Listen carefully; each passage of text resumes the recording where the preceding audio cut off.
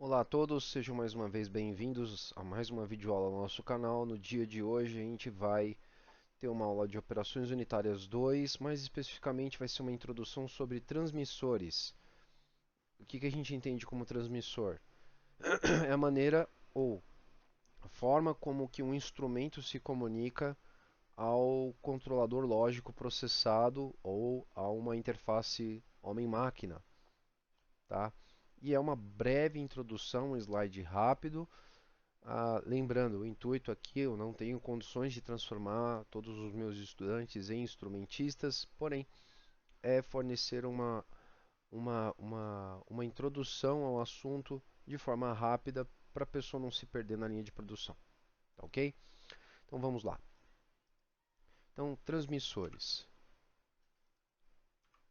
Então, transmissores são instrumentos que medem uma variável do processo e transmitem a distância a um instrumento, receptor, indicador, registrador, controlador ou uma combinação destes. Existem vários tipos de sinais de transmissão. Eles podem ser pneumáticos, elétricos, hidráulicos ou eletrônicos. Então, o que seria uma transmissão pneumática? Em geral, transmissores pneumáticos geram um sinal pneumático variável linear de 3 a 15 psi, que é libras força polegada quadrada, e uma faixa que vai de 0 a 100% do variável, ou seja, no caso pressão manométrica, né? Aquela pressão, aquela linha, ela vai transmitir a intensidade de uma variável de acordo com a pressão que tiver dentro daquela linha. Tá? Esta faixa de transmissão foi adotada pela SAMA, que é a Scientific Apparatus Makers Association, ou no caso seria a tradução livre, seria a Associação de Fabricantes de Instrumentos, e pela maioria dos fabricantes transmissores de controles nos Estados Unidos. Então, qual que é a utilidade da transmissão pneumática? Bom, para começar, uma transmissão pneumática ela não envolve eletricidade. Então, áreas onde a eletricidade pode vir a ser um problema, como por exemplo, área petroquímica, linhas onde a energia elétrica pode causar curto, né? Por exemplo, ambientes submersos e assim por diante. Tá? Então, é uma maneira inteligente que você tem de transmitir informação sem usar a corrente elétrica. Tá? Então, por exemplo, a gente pode encontrar transmissores em outras faixas de transmissão, no caso de 20 a 100 kPa. Lembrando que é próximo, tá? 100 kPa é mais ou menos, um pouco menos do que uma atmosfera ao nível do mar. 101.325 é um ATM. E aqui, apenas para ficar claro, né, um ATM equivale a mais ou menos aproximadamente 14,7. Então, uh, ele vai. Então, 3 sobre 14 é aproximadamente um quinto, né? Um pouco menos, um pouco mais de um quinto. Então, ele vai acima de 0,20 até um pouco mais do que uma atmosfera. E aqui ele vai de um pouco menos do que um quinto de atmosfera até quase uma atmosfera. Tá? Nos países que utilizam o sistema métrico decimal, as faixas que se utilizam é de 0,2 a 1 kg/força por centímetro quadrado, que equivalem aproximadamente, no caso, de 3 a 15. O alcance do sinal no sistema métrico é aproximadamente 5% menor que no sinal de 3 a 15 PSI. Um dos motivos pelos quais devemos calibrar instrumentos de uma malha, por exemplo, transmissor, controlador, elemento de pressão e controle, sempre utilizando a mesma norma. Notem que o valor mínimo do sinal pneumático também não é 0, e sim 3 ou 0,3 PSI, né? Ou 0,2 kg/cm². Desse modo, conseguimos calibrar corretamente o instrumento, comprovando sua correta calibração, detectando vazamentos de ar nas linhas de pressão. Então, esse é um cuidado que tem que se ter quando a gente vai pensar em fazer transmissão de sinal via linha pneumática, é que, embora ela não tenha a vantagem de se lidar com eletricidade, ela tem a desvantagem que qualquer tipo de vazamento ela vai ocasionar uma perda catastrófica de informação, tá? Vai comprometer todo o processo. Percebe-se que se tivéssemos um transmissor pneumático de temperatura no range de 0 a 200 graus Celsius e estivesse com um bulbo de 0 graus Celsius, um sinal de saída de 1 PS1 estaria descalibrado. Se o valor mínimo de saída fosse 0, não seria possível fazermos uma comparação rapidamente. Então, outro problema que tem com transmissão pneumática é que a temperatura ela influencia diretamente na pressão dos sistemas, né? Então, a uma outra situação que também tem aqui nesse caso, conforme está escrito, é zero de pressão não é uma coisa boa de se ter, porque ele vai demorar para ter resposta do atuador. Tá? Então, para que pudéssemos detectá-lo, teríamos que esperar um aumento de temperatura para que tivesse um sinal de saída maior do que zero, o qual seria incorreto. Transmissão eletrônica, então, transmissores eletrônicos geram vários tipos de sinais em painéis, sendo os mais utilizados de 4 a 20 mA. Eu acho que esse realmente, de fato, é o mais comum no ambiente industrial. 10 a 50 mA ou de 1 a 5 volts. Então, aí a modulação não é por corrente, seria por tensão. Temos discrepâncias no sinal de saída entre os diferentes fabricantes, porque esses instrumentos estão preparados para uma fácil mudança do seu sinal de saída. Então, a relação de 4 a 20 mA de 1 a 5 volts está na mesma relação do sinal de 3 a 15. Cada um deles representa aproximadamente 20%, né, de valor mínimo.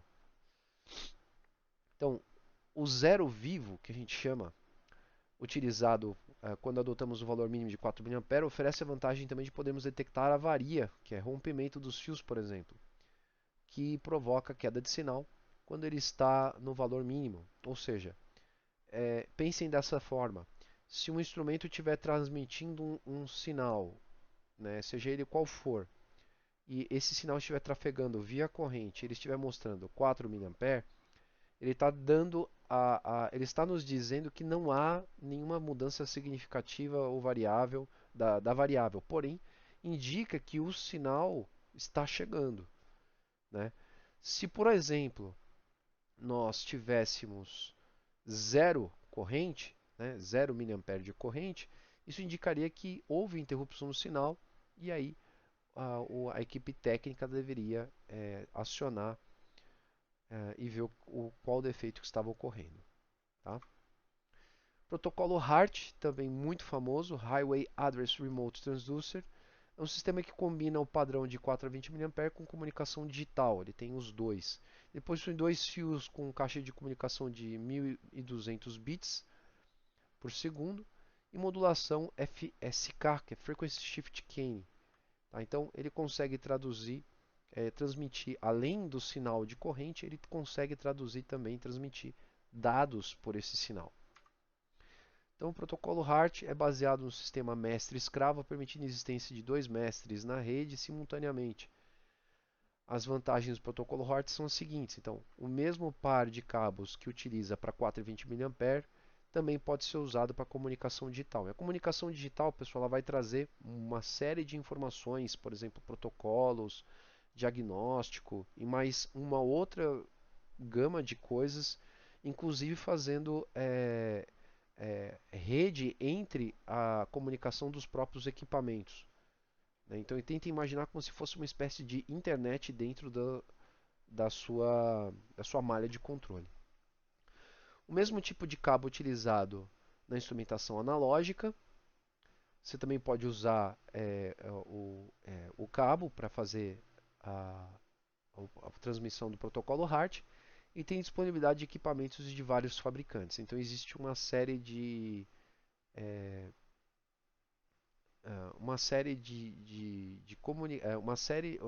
vamos dizer assim, existe uma sinergia entre diversos equipamentos, diversos fabricantes, se todos eles atentarem ao protocolo HART. Isso quer dizer, se todos eles estiverem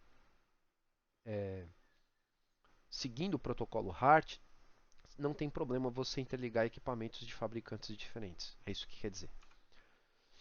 As desvantagens são que existe uma limitação para a velocidade de transmissão das informações e a falta de economia de cabeamento. Precisa de um par de fios para cada instrumento, né? E aí acaba que o seu conduíte, o prensa-cabos, ele vai ficar bem volumoso. Protocolo Fieldbus é um concorrente do protocolo HART, um sistema de comunicação digital bidirecional que interliga equipamentos inteligentes de campo com sistema de controle ou com equipamentos localizados na sala de controle, conforme mostra a figura. Então, o Fieldbus ele tem esse layout, permite que você tenha estações de controle ligadas aos mesmos instrumentos, né? E você consegue ter diagnóstico e monitoramento e operação em diversos pontos de controles diferentes.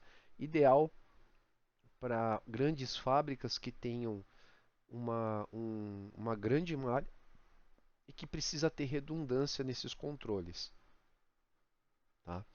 Então, como exemplo aí, vocês podem ver que na estação de operação tem ligado aí tem uma válvula motorizada, tem uma bomba, tem um instrumento ali que parece ser um PT-100 e tem o que parece ser uma outra válvula aí, né?